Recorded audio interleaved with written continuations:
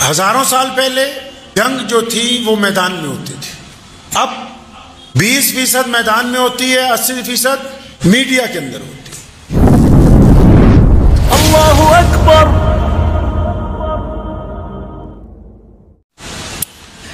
موجودہ دور میں ایک اہم موضوع یہ ہے کہ ہمارے ہاتھ میں جو موبائل پکڑا ہوا ہے، جس پر سوشل میڈیا کے ذریعے کسی بھی قوم، کسی بھی ملک، کسی بھی انسان کے متعلق رائے عامہ کو ہموار کیا جاتا ہے یا اس کے مخالف بنایا جاتا ہے۔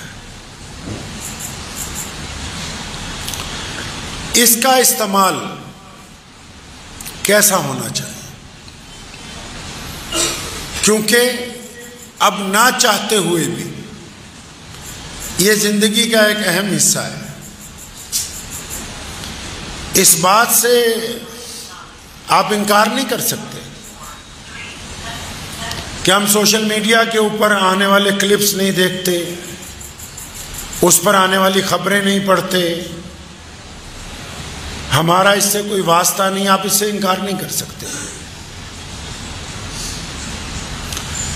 ہزاروں سال پہلے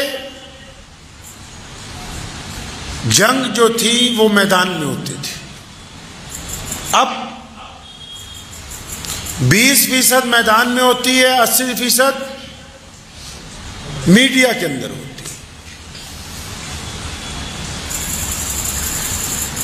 میڈیا میں یہ طے کیا جاتا ہے کہ برے کو اچھا کیسے بنانا ہے اور اچھے کو برا کیسے بنانا ہے۔ اسلام اس کے بارے میں کیا کہتا ہے؟ پیارے محمد صلی اللہ تعالی علیہ وسلم کی حیات مبارکہ، صحابہ کرام کا عمل، وہ ہمیں کیا تربیت دیتا ہے کہ ہم اس کا استعمال کیسے کریں، کس طرح اس کو چلائیں، کس بات کی تمیز رکھیں کہ کیا ہم لوگوں کے ساتھ شیئر کریں، کیا نہ کریں۔ ایسا ممکن نہیں ہے کہ جس طرح دشمن نے ایک کہاوت بنائی کہ عشق اور جنگ میں سب جائز ہے، لیکن اسلام نے کہا نہیں، نہ عشق میں سب کچھ جائز ہے، نہ جنگ میں سب کچھ جائز ہے۔ جو چیزیں حرام ہیں، جو چیزیں غلط ہیں اور جو چیزیں انسانوں کی نگاہ میں بری ہیں، جو سماجک ویوستھا میں اچھی نہیں ہیں، آپ عشق اور جنگ کا نام دے کے ان کو اچھا نہیں کہہ سکتے ہیں۔ آپ عشق کا نام دے کے کسی بیٹی کے ساتھ زنا نہیں کر سکتے، آپ جنگ کا بہانہ بنا کے کسی کے بچوں کا قتل نہیں کر سکتے۔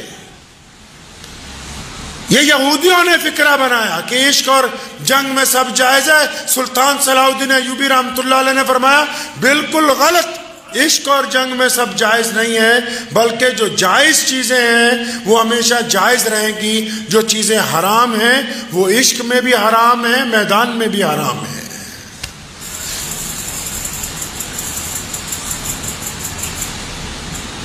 سارا دن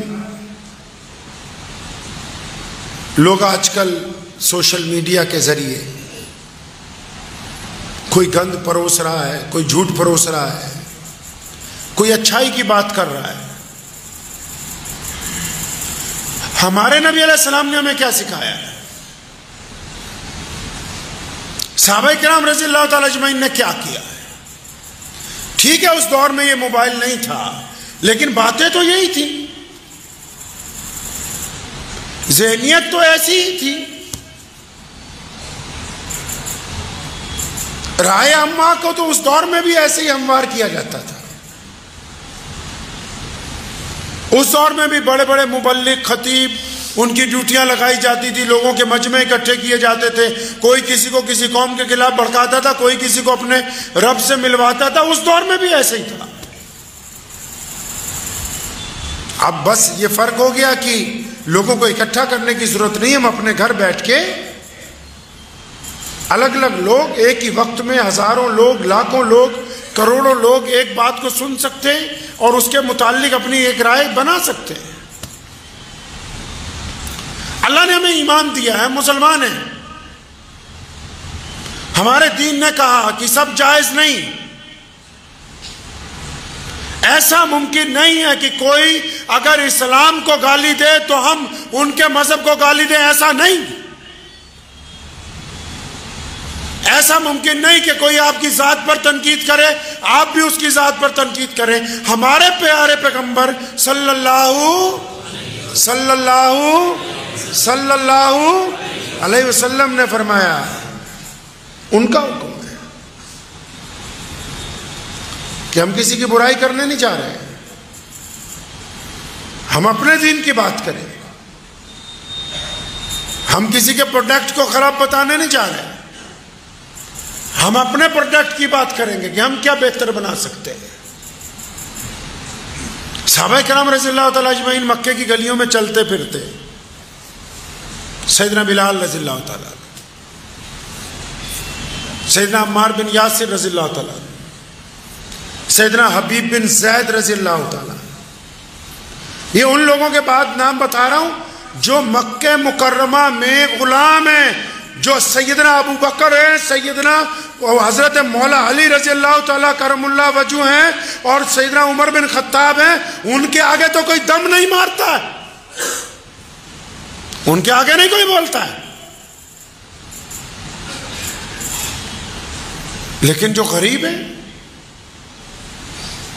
اور اس وقت لوگوں کی نگاہ میں غلام ہے، تو جو گلی محلوں میں چلتے ہیں تو کوئی پتھر مارتا ہے، کوئی بات نہیں، لیکن کوئی نعوذ باللہ ان کو پکڑ کے اللہ کے پیارے نبی صلی اللہ علیہ وسلم کی شان میں بری بات کہتے ہیں۔ مثال کے طور پہ آپ کے واٹس ایپ پہ میسج آ گیا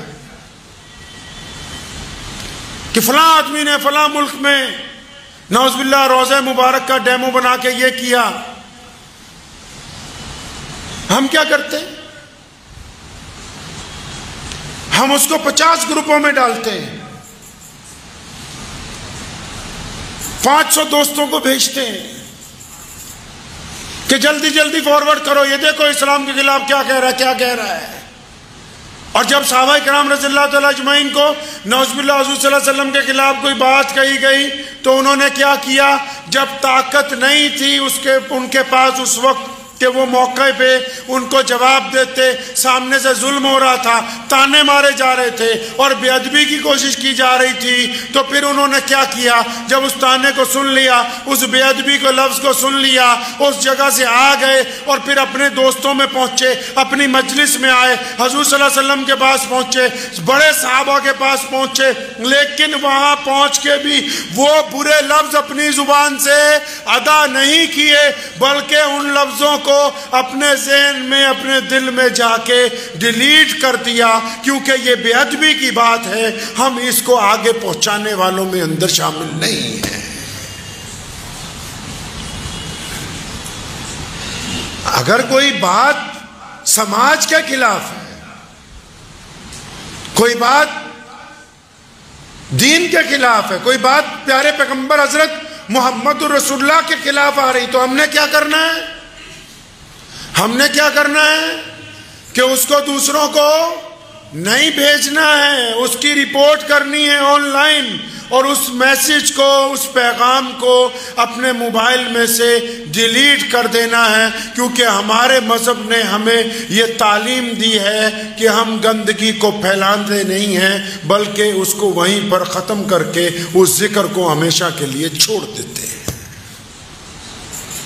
اور صرف یہی نہیں،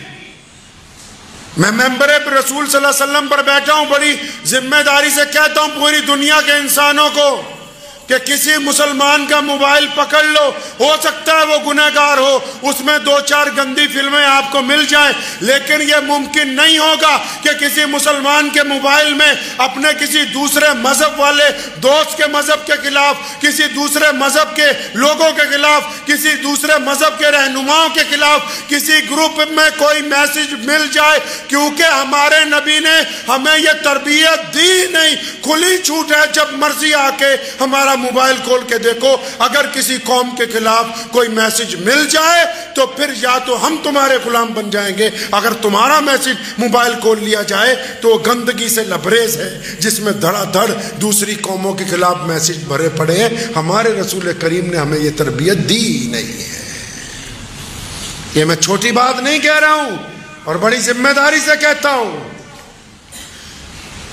کیونکہ جو نیشنل میڈیا والے مسلمانوں کے خلاف پرچار کر رہے ہیں، بڑی ذمہ داری سے کہتا ہوں، اٹھاؤ کسی بھی مسلمان کا موبائل۔ ہمارے دین نے نہیں سکھایا کہ ہم کسی اور دین کی بے عزتی کرنے والے ہوں، ہمارے دین نے یہ نہیں سکھایا کہ ہم کسی اور رہنما کی بے عزتی کرنے والے ہوں۔ یہ جھوٹ بولنے کا فن صرف تمہارے پاس ہے، ہمارے رسول کریم صلی اللہ علیہ وسلم نے یہ فن نہیں ہمیں سکھایا ہے۔ تو موبائل کا استعمال کیسے کرنا ہے؟ موبائل کا استعمال اس لیے کرنا ہے کہ جو بری باتیں ان کی رپورٹ کر کے ڈیلیٹ کر دینا ہے، اور جو اچھی باتیں اور اس طرح کی باتیں کہ یہ مسلمان کو فائدہ دیں گی، ایسی بات کہ کسی ہندو بھائی کو فائدہ دیں گی، ایسی بات کہ کسی سکھ بھائی کو فائدہ دے گی، ایسی بات کسی عیسائی کو فائدہ دے گی، ایسی بات جو انسانیت کے بھلے کی ہو، اس کو لوگوں تک پہنچانا ہے تاکہ وہ لوگ بھی اس سے فائدہ اٹھا سکیں۔ یہ اسلام کی تربیت ہے۔ اسلام نے موبائل چلانے کے ماپدنڈ طے کیے، ہمیں سکھایا ہے کہ کسی کی ماں بہنوں کے اکاؤنٹ میں جا کے ان کو ناپاک میسج کرنا حرام ہے۔ ہمیں سکھایا اسلام نے کہ کسی کی تصویروں پہ ان کی شکل بدل کے ان کا غلط استعمال کرنا حرام ہے۔ اسلام نے کہا کہ تم کسی اور مذہب کی برائی نہیں کر سکتے ہو، اللہ کریم رسول اللہ صلی اللہ علیہ وسلم نے منع فرمایا۔ مجھے امید ہے کہ آپ کو یہ ویڈیو پسند آئی ہوگی، اگر پسند آئی ہو تو یہ آپ اپنے دوستوں کے ساتھ شیئر کریں اور اس چینل کو سبسکرائب ضرور کریں۔